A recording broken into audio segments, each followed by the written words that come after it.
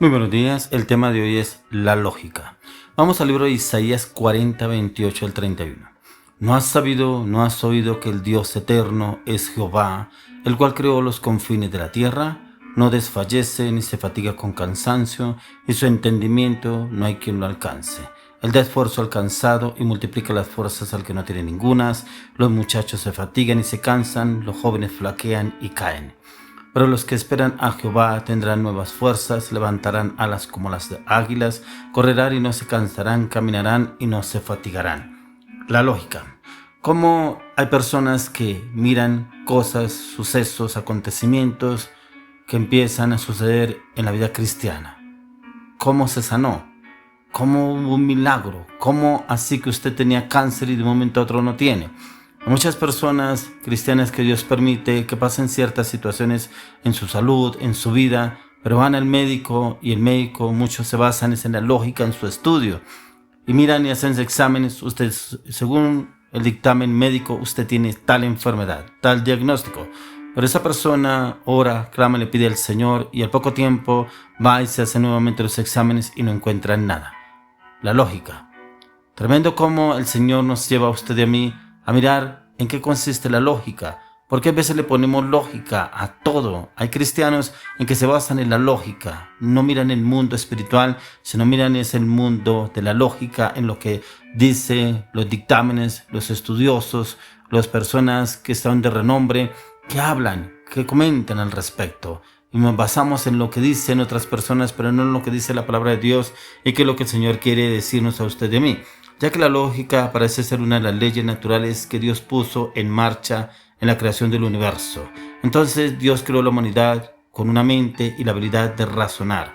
Siendo una creación de Dios, la lógica es algo bueno en cuanto se utiliza correctamente, ya que puede acercarnos a Dios. Pero lamentablemente es fácil de usar la lógica incorrectamente, ya que la ciencia, la lógica se ocupa de las fórmulas relacionales de ideas. Al igual que los números en las matemáticas, las ideas se pueden conectar a fórmulas que muestran sus relaciones con otras ideas, pero resulta beneficioso para entender los fundamentos de estas fórmulas. Los argumentos modernos son a menudo saturados con emoción, que pueden obstaculizar la conversación e impedir una solución práctica. Pero ¿qué encontramos? Que la pasión puede entorpecer el camino a la verdad, ya que a menudo encontramos la verdad que se oculta por lo que se conoce como la falacia, que es la argumentación basada en la lógica, falsa y errónea de razonamientos, ya que la falacia es una táctica de intimidación y no se presta a discusiones provechosas. En un sentido práctico, la lógica incluye tanto las fórmulas como los hechos. Las fórmulas proporcionan las relaciones, pero debe haber ideas básicas disponibles para que se analicen las fórmulas, aunque el relativismo socave aún la mayor parte de las hipótesis básicas. La mayoría de las personas todavía dependen de la evidencia empírica, es decir, los datos que acumulan a través de los sentidos. La mayoría de las personas están seguras de hacer declaraciones como yo existo, la tabla existe, la lógica toma estos datos, pero obtiene una mayor verdad. Cualquier cosa que tiene un comienzo debe haber sido hecha por otra cosa. Es una afirmación que se deduce de la lógica. Nuevos análisis conducen a verdades más complejas, tales como ¿Dios existe? Eso es lo que muchas personas analizan y miran. ¿Pero Dios existe? Si realmente Dios existe, ¿por qué hay tanta maldad en el mundo? ¿Por qué hay tanta pobreza? ¿Por qué hay guerras? ¿Por qué hay discusiones? ¿Por qué hay peleas? ¿Por qué hay divisiones en la familia? No miramos más allá de lo que hay en nuestros corazones, porque siempre miramos en lo que sucede en el entorno, lo que hacen los demás, pero no miramos cómo estamos actuando nosotros, si somos agentes de cambio o realmente los agentes de cambio exteriores nos afectan a nosotros y entramos a trabajar en la lógica. ¿Cómo está la lógica en su vida? ¿Será que usted se mueve a través de la lógica en lo que está viviendo en su matrimonio, con sus hijos, con su esposa, con su esposo, en su trabajo, en sus finanzas, en sus proyectos, en su economía, en el gobierno, en la nación? ¿Cómo se mueve la lógica? Pero mejor aún, ¿cómo nosotros trabajamos con la lógica? ¿Será que nos basamos solo en la lógica y no en lo que el Señor quiere hacer con usted y conmigo? Ya que desafortunadamente muchas personas que les gusta polemizar inadvertidamente caen en una falacia porque no empiezan por el principio. Es decir, permiten que una idea preconcebida y no comprobada reemplace un hecho. Los evolucionistas comienzan con la evolución naturalista como base para sus argumentos porque no aceptan la posibilidad de los milagros. Milagros que suceden siempre y cuando usted y yo depositemos la fe en Dios, en Jesucristo. Pero esa fe solamente se fortalece, se incrementa con la palabra, con el clamor, el ayuno, la intercesión y la meditación, el estudio y la palabra, con la dirección del Espíritu Santo. Y el Señor nos puede usar con milagros. Puede usarnos a nosotros para con nosotros mismos los milagros, pero también puede usarnos hacia otras personas para que pueda haber esos milagros y puedan verse, tanto percibirse como verse esos milagros. Porque como les hablaba en un comienzo, la persona que va al médico, el médico le dice usted tiene tal enfermedad y resulta que la persona no se echa a llorar, sino que va a la oración, le clama, le pide al Señor una respuesta y el Señor le da la respuesta y esta persona obtiene la respuesta. Y por eso cuando va al médico encuentra la respuesta que Dios le dio y los primeros impactados son los médicos, porque ellos solamente, algunos, no todos, se basan en lo que dice los exámenes, que arroja los exámenes. Pero mire cómo también se movía también la parte de la lógica en cuanto a los apóstoles.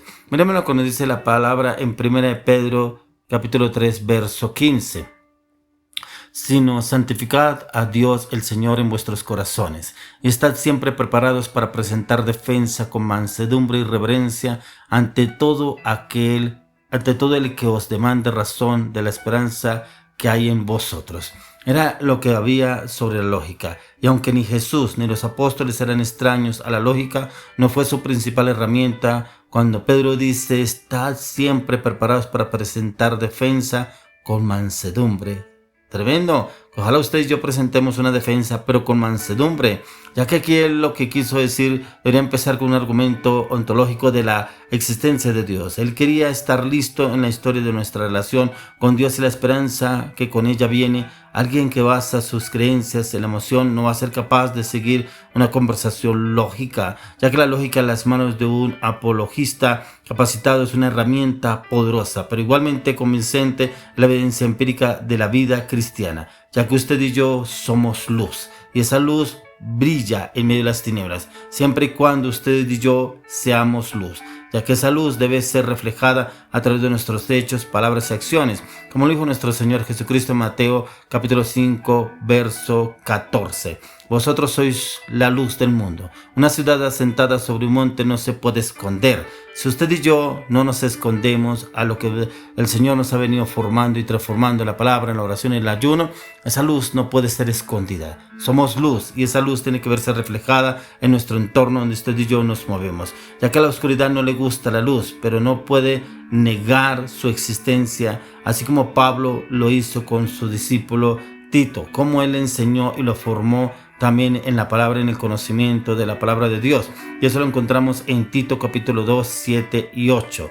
Presentándote tú en todo como ejemplo de buenas obras, en la enseñanza mostrando integridad, seriedad, palabra sana y irreprochable, de modo que el adversario se avergüence y no tenga nada malo que decir de vosotros. Es lo que el Señor quiere decir con usted y conmigo, que seamos irreprochables, irreprensibles, que a medida que usted y yo obramos, hablamos y actuamos, el mismo enemigo quede mudo, sin palabras. ¿Por qué? Porque si usted y yo nos basamos en el conocimiento, el entendimiento, el discernimiento, la revelación de la palabra a través de la dirección del Espíritu Santo, podemos entender y conocer que la lógica se mueve en el mundo, pero no es la lógica que mueve el mundo, la que nos mueve a nosotros, es lo que mueve el Espíritu de Dios a través de la palabra en nuestras vidas. Pero cuando usted y yo realmente nos comprometemos a conocer y entender lo que el Señor quiere darnos a conocer a través de la palabra de Dios, ya que debemos presentarnos con integridad, seriedad, palabra sana e irreprochable, de modo que el adversario se avergüence y no tenga nada malo que decir